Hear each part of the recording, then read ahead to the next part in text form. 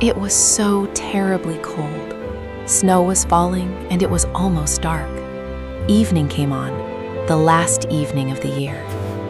In the cold and gloom, a poor little girl, bareheaded and barefoot, was walking through the streets. Please, Of course, warm when she had matches. left her house, Only a she had penny. slippers on. Anyone. But what good had they Please. been? They were very big slippers, way too big for her, for they belonged to her mother. The little girl had lost them running across the road, where two carriages had rattled by terribly fast. One slipper she'd not been able to find again, and a boy had run off with the other, saying he could use it very well as a cradle someday when he had children of his own.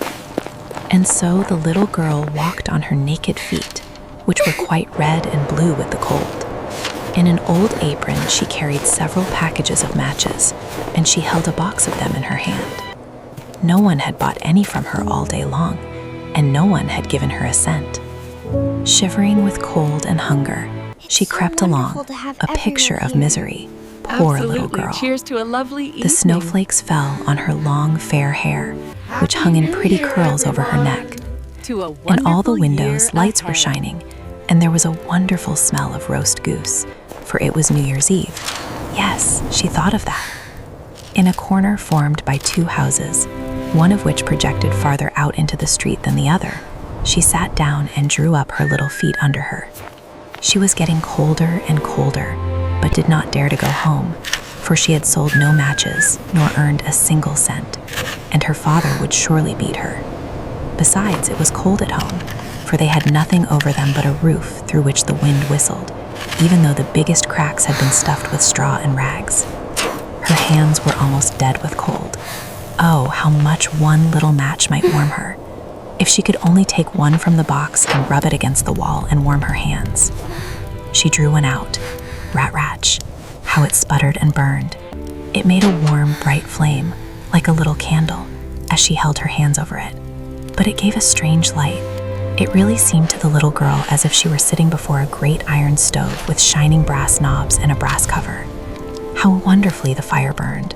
How comfortable it was. The youngster stretched out her feet to warm them too. Then the little flame went out, the stove vanished, and she had only the remains of the burnt match in her hand. She struck another match against the wall. It burned brightly, and when the light fell upon the wall, it became transparent like a thin veil, and she could see through it into a room. On the table, a snow-white cloth was spread, and on it stood a shining dinner service.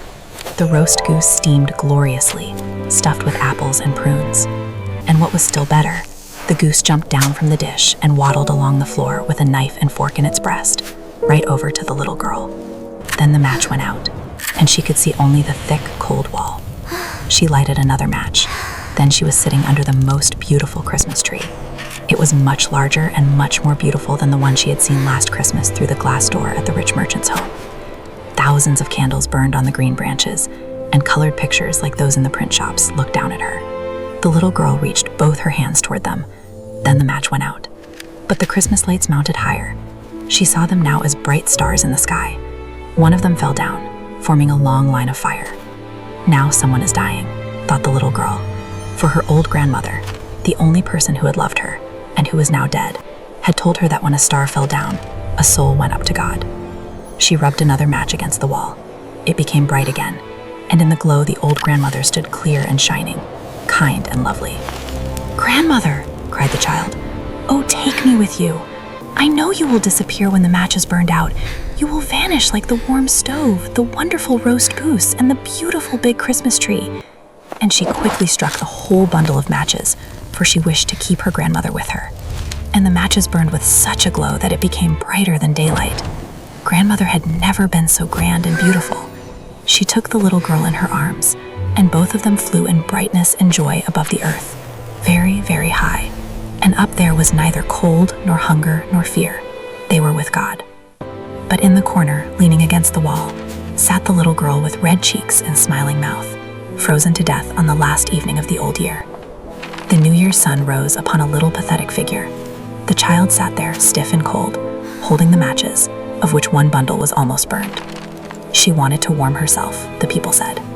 No one imagined what beautiful things she had seen, and how happily she had gone with her old grandmother into the bright new year. Lesson of compassion and kindness. The Little Match Girl reminds us of the quiet suffering that many people endure in this world. The little girl is poor, lonely, and freezing in the cold winter night, yet her heart remains pure and full of hope. Each small match she lights represents a dream of warmth, love, and happiness. Even in her darkest moment, she continues to believe in beautiful things. This story teaches us the importance of compassion. Sometimes a small act of kindness, a warm smile, a helping hand, or a moment of care can bring light into someone's cold and lonely world. Let us remember to open our hearts and show kindness to those around us. Understanding the suffering of the poor. The story also reminds us of the painful reality faced by many people living in poverty, especially children. The Little Match Girl has no warm home, no one to protect her, and no one to comfort her on that freezing winter night. She walks through the snow alone, hoping someone will buy her matches so she can survive. Her story reflects the harsh inequalities that still exist in our world. It reminds us that behind many silent faces, there may be hidden struggles and unseen pain. If we take a moment to notice and care, we can bring warmth and hope to someone who truly needs it. Even the smallest act of kindness can make a difference. Final reflection. May we never forget the quiet suffering of those who are often unseen. In a world that can sometimes feel cold and indifferent, kindness can become a small flame of hope.